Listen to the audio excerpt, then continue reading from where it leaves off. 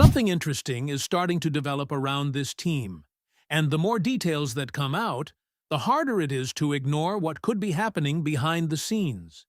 At first, it seemed like just another off-season storyline, but now there are new developments that could have a bigger impact than many fans expected. Between some major organizational changes and a situation that's getting a lot of attention around the league, there's definitely plenty for Seahawks fans to keep an eye on right now. Before we jump into it, make sure to hit that like button and let me know in the comments, Go Hawks! A significant development is beginning to take shape around Brendan Sorsby, and what makes this story especially interesting is the growing belief that the Seattle Seahawks could become part of the conversation in a much bigger way than many expected. According to the information discussed, all 32 NFL teams are expected to be in attendance for Sorsby's Pro Day, a clear indication that league-wide interest in the quarterback prospect is very real. What stands out is how quickly the discussion around Sorsby has evolved. Not long ago, there was speculation that he could be viewed as a highly valuable prospect, but recent evaluations are beginning to paint a more complicated picture. While there is no questioning the talent, several analysts have raised concerns about where exactly he fits in the current landscape and how much draft capital teams may ultimately be willing to invest in him. One of the most notable opinions came from Dane Brugler of The Athletic, who reportedly described Sorsby as the most talented quarterback prospect to enter the supplemental draft in more than 3 decades. That is a massive statement, and one that naturally captures attention across the NFL. At the same time, the discussion does not stop with talent alone. Concerns surrounding character and development continue to follow the quarterback, creating a situation where teams must balance potential against risk.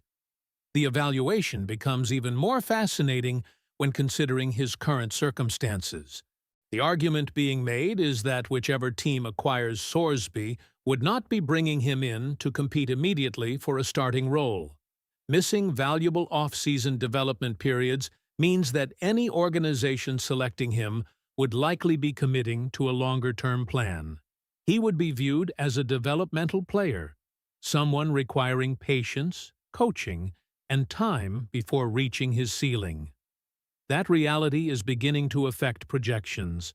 Rather than being viewed as a prospect worthy of an early selection, there are increasing indications that Sorsby could slide much further than originally expected. Multiple voices mentioned in the discussion suggested that he may ultimately fall into Day 3 territory. If that happens, the entire conversation changes. For Seattle, that possibility creates an intriguing scenario. The idea presented is not necessarily that Sorsby would arrive and immediately transform the roster. Instead, the value would come from development. A Day 3 investment carries far less risk, and the Seahawks could potentially spend time refining his abilities while evaluating what he could become in the future. There is also another angle that was discussed. If the player develops successfully, he could eventually become a valuable asset in a future trade. Whether fans agree or disagree with that strategy, it is clear that the conversation has gained momentum. The fact that league-wide attendance is expected at his pro day demonstrates that organizations are doing extensive homework. Nobody wants to miss an opportunity if a talented quarterback becomes available at a lower cost than expected. While the Sorsby discussion is attracting attention, Seattle also made several important moves within the organization itself. These developments may not generate the same headlines as a quarterback prospect, but they reveal a great deal about the franchise's direction and internal structure. One piece of news involved personnel changes connected to Minnesota. Nolan Teasley departed the Seahawks organization to become the general manager of the Vikings.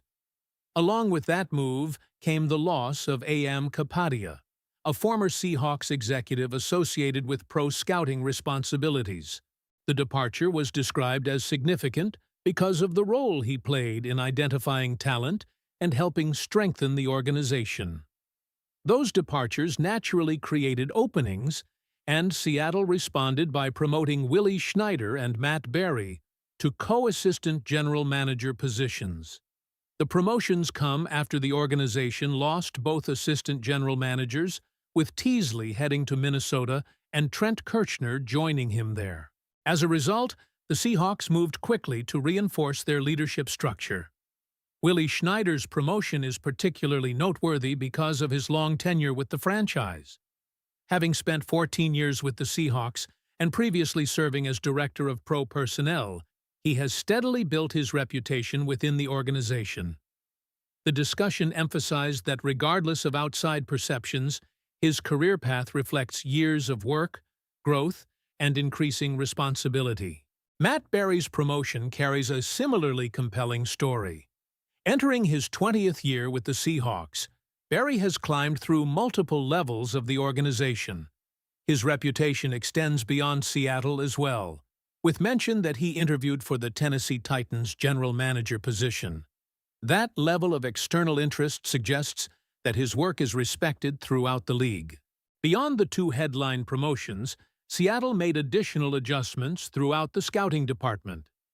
Aaron Heinlein moved into the Director of Player Personnel role after previously serving in college scouting leadership. Armani Perez was elevated from Assistant Director of Pro Personnel to Director of Pro Personnel.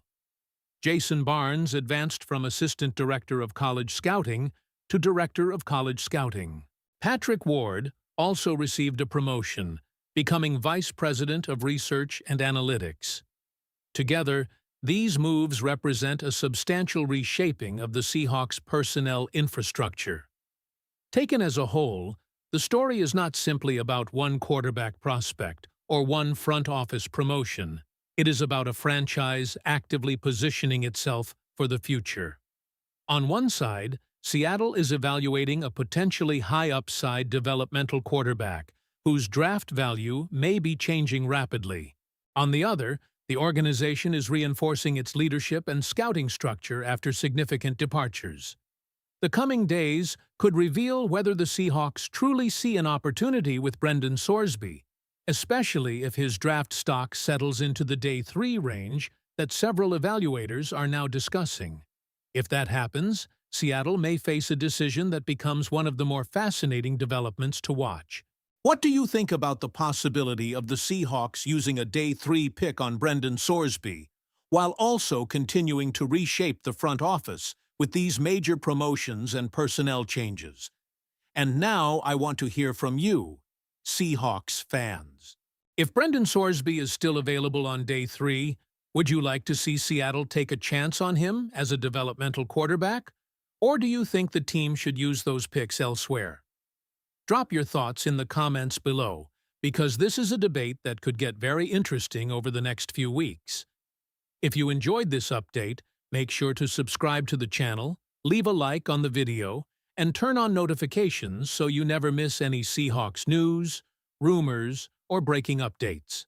And when you're done, click on the video that's on your screen right now, because the latest Seahawks developments are happening fast, and you'll find them here before anyone else. Go Hawks!